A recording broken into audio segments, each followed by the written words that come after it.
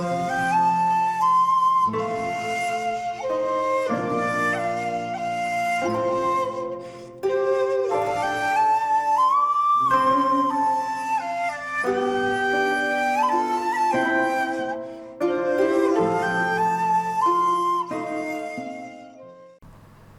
there, this is Solitary Ronin from Solitary Ronin Films, and welcome to another random review. Today's random review literally comes from France. It's Lancelot du Lac by Bresson from 1974. Now I found this Blu-ray on Amazon France for only €20, so I just thought I am having that, especially because it's got English subtitles. It does have a piece on Bresson and Lancelot du Lac by a Bresson expert in the extras that has no English subtitles, but you can pretty much figure out what he's talking about with a basic knowledge of French. So I always had this film, strangely enough, on DVD. Obviously BFI have released Joan of Arc and Pickpocket and L'Argent on Blu-ray recently. No doubt 3 months after I've picked this up, BFI will announce they're releasing Lancelot du Lac on Blu-ray, which I'll probably pick up anyway just to support BFI.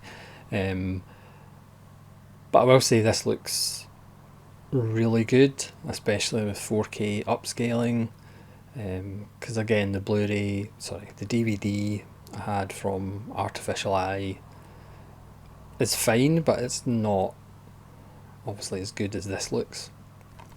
So this is Bresson's look at the Arthurian legends, which alongside Excalibur and maybe Monty Python's Holy Grail are the only kind of King Arthur films you really need to bother about. Apologies for fans of First Night with Sean Connery and Richard Gere. Obviously Nazrin Prod is the resident Bresson expert. I'll leave a link to one of his Bresson videos, perhaps even his Lancelot du Lac video. So I haven't seen Lancelot du Lac for a long time. I think I have, before I watched it again, I had rated it only a 4 out of 5, which is obviously heresy to some people. But watching it again, it's a straight up 5. Obviously, he does have quite a few 5-star films. So in typical Bresson fashion, this pretty much happens 2 years after the knights have come back from trying to find the Holy Grail, and they're decimated because many of them have died or disappeared. The film opens in spectacular fashion. Forget Saving Private Ryan. This is Bresson going full Peckinpah. There's blood spurting out of helmets. There's decapitations, and it's all in about 3 minutes of screen time. The economy of the film is just astounding. Again, I recently did a video on the latest Ardennes film, where obviously I would guess they've watched a Bresson film or two. And just that economy, Lancelot du Lac's 85 minutes, doesn't need to be any longer. The jousting scenes, the saddling up, it's just quick cut, all you need, economy. So again, if you haven't watched Bresson films for a while or ever, then that can be a bit of an adjustment. Obviously getting his models kind of ground down so there's no performance, again, that might be a bit of a shock to people who are used to seeing actors act. Obviously there's lots of hands in this film because Bresson loves hands. There's lots of people walking through doors, closing doors, but feet do appear in the film for all you foot fetishists out there. I'm sure this is Tarantino's favourite Bresson film. But you really get a sense of time and place. It does feel like a documentary. Bresson, I think, is the best at capturing what it must have actually been like to wear this clunky armour. It's one of the clankiest films in history. Just the weight of the armour, the weight of the swords, how slow a sword battle actually is, how, the exertion physically to actually fight somebody with a suit of armour, with big heavy swords. You really have a wonderful feeling of just these knights being beleaguered, just the effort it takes just to walk across a room and out the door on the other side. We're introduced to the round table, of course, but it's the most depressing introduction of the round table in cinema history. So as I say, these knights, whoever's left, have come back. Obviously Mordred takes a bigger role because he didn't go because he thought it was all rather silly. And it's all about the divisions that are created. Obviously Lancelot has a thing for Guinevere, so it's about that relationship as well. It's about the factions that are created.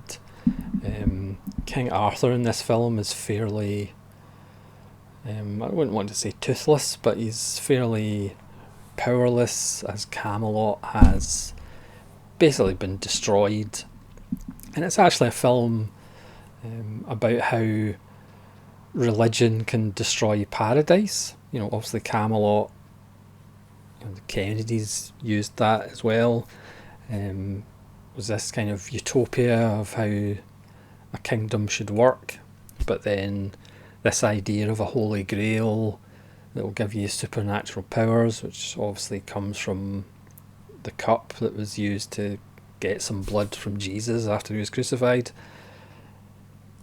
So again, it's an example of how believing in stuff like that and religion can just destroy the paradise, because he pretty much sent his knights out to find this and they all died, or most of them died, or just disappeared. So it's a warning against believing in invisible friends. But the film itself is very green, lots of lush forests. Again, with Bresson, there's lots of close-ups of horses' eyes and horses' feet. Not so much horses' hands, apart from the height of them, obviously. But again, just it's a riveting film. It is hypnotic. The opening scenes, as I say, it's like peck and pa. The end scene is just, with the exception of L'Argent, well, to be fair, quite a lot of Bresson films end fairly brutally, but Lancelot de Lac's ending is pretty brutal as well. Maybe that's why I like it so much. There's not a lot of hope at the end of Lancelot de Lac, put it that way. But it just captures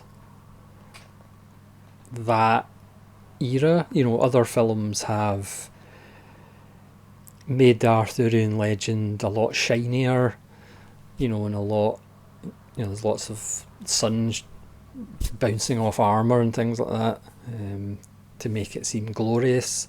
Now again, perhaps if Bresson had made a film about before the search for the Holy Grail, who knows? But certainly after the Holy Grail, it's a different world entirely. We get a nice bit of foreshadowing earlier in the film when Lancelot is lost and trying to find his way back, and a conversation that an old woman has with, I assume, her family, kind of gives you a hint to perhaps what's coming by the end of the film. And also it shows you how the power of love can also destroy paradise as well. So I think Bresson's message is don't believe in invisible friends and don't fall in love with queens.